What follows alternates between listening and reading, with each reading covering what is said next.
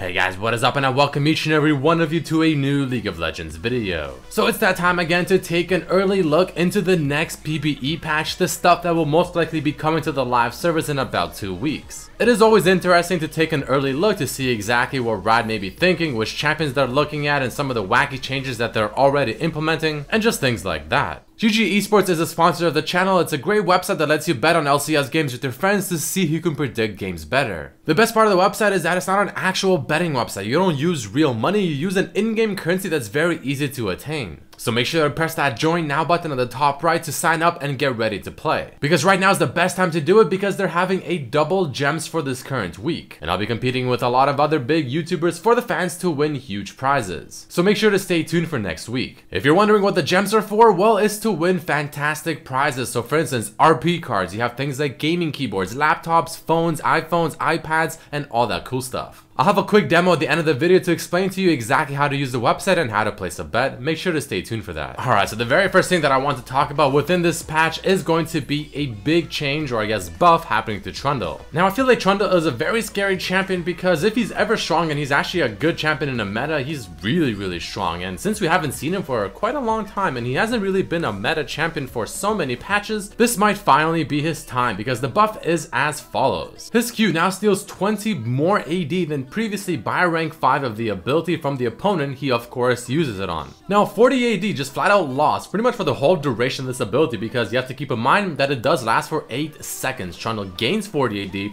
the opponent loses 40 AD. 8 seconds, the cooldown on the ability is about 4. So when split pushing, Trundle pretty much has just a guaranteed increased BF sword on his Q while denying them that damage himself. I mean, that's quite a big change, and they're trying to, I guess, sort of bring back split pushing Trundle, and I feel like this is going to be pretty strong because he will be able to duel almost any top lane duelist like Fiora maybe, Tryndamere, Jax, maybe a Yasuo, maybe if a Zed is split pushing against them or something like that. Because you're still going to be relatively tanky because of how his kit works, but now stealing and gaining 40 AD respectively is pretty damn intense. Now Medler also did state in a post that apparently Trundle will also be getting potentially his ability to use his Q on towers back. Now they're not 100% sure yet, it may or may not come back, but if it does, then I feel like Trundle will, without question, be back into the meta as a split-pushing god. But it doesn't end just there because his W has also received a very slight buff, and it's as follows. Increased healing and regeneration from all sources has been increased from 20% to 25%.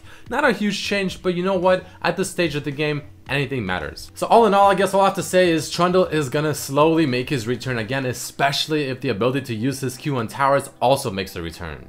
Next up, I want to talk about a nerf that's coming to Khazix. Now, Khazix has been a pretty strong jungler for quite some time. I mean, he hasn't really been considered top tier, but he's been consistently at the top ranks regardless for several patches. So the nerf is as follows. The bonus AD ratio and the base damage on his Q has flat out been lowered, but the damage to isolated targets has been increased from 50% to 65%, which is actually a pretty interesting and worthy trade-off. I mean, yeah, it's overall less damage, but if you finally put Khazix into the scenario of obviously isolating the target and playing him how he should be and actually playing him wisely, then you're pretty much going to be doing the same damage regardless. Following this, his ultimate has had its stealth duration increase from 1.25 to 1.5 seconds, and the evolved form of his ultimate, the adaptive camouflage stealth duration, has also been increased by a full 0.5 seconds, which I actually think is quite a bit. So this nerf, or I guess change to Khazix, is actually pretty good, and the reason I say that is because they're lowering the damage on his Q, but if you play him wisely enough and you isolate the targets, then you know it'll be pretty much the same thing, while also making his ultimate slightly better, so that they're taking away just flat out raw power on the champion and instead changing it for something that can be played more strategically, and people that actually understand how to play the champion can probably make him even more useful.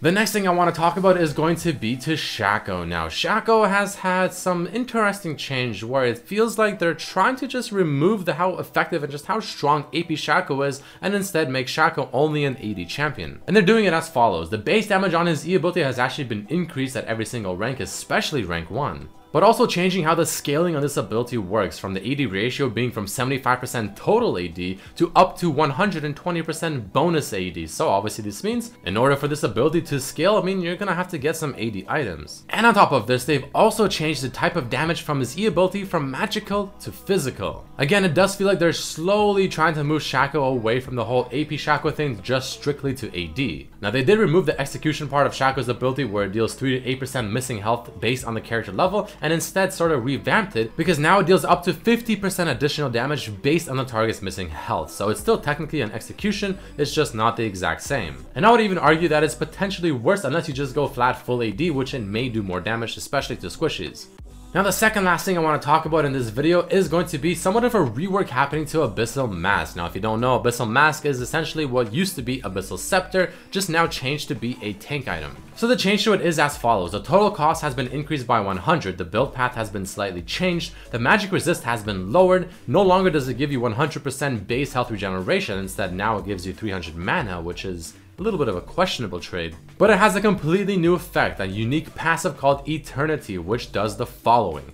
15% of damage taken from champions is gained as mana. Spending mana restores 20% of the cost as health, up to 25 per spellcast. So I'm not entirely sure what their goal with this item is and why they're changing it to be what it is. It's almost like an awkwardly sort of placed tank item that's only for champions that actually use abilities frequently. I mean, maybe someone like Galio can make this quite useful, you know, if you play Galio top lane or maybe even support. But other than that, I mean, it seems like they're trying to make it much more situational of an item, so I guess that's in a way a good thing, but again, still a little bit confused as to their direction.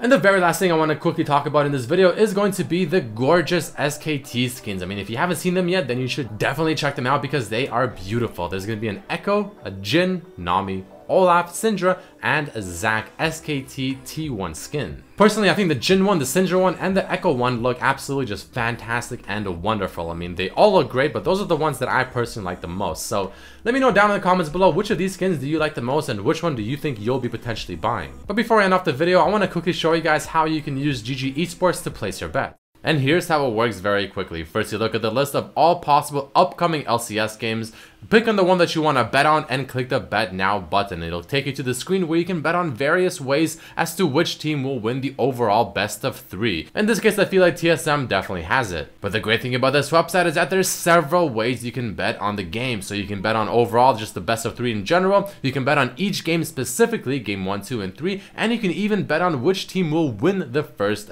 game. But then to make things even more interesting, there's actually even further ways to bet. You can click on exotic odds, which will even let you bet on things like first blood in game 1. So there's a lot of really cool things you can do like that. I'll have a link to them down below. It's free to play. Highly recommend checking it out. Alright guys, that is about it for this video. If you enjoyed it, then definitely hit it with that like button. Let me know what you think about the changes down below, what you think of the changes and buffs happening to Trundle, to the Abyssal Mask, and just every other champion, what you think of the new SKT skins and which one you like the most, and things like that. But thank you so much for watching. Again, if you enjoyed the video, hit it with that like button, subscribe if you haven't, check out my other videos as well, and I hope to see you for the next one.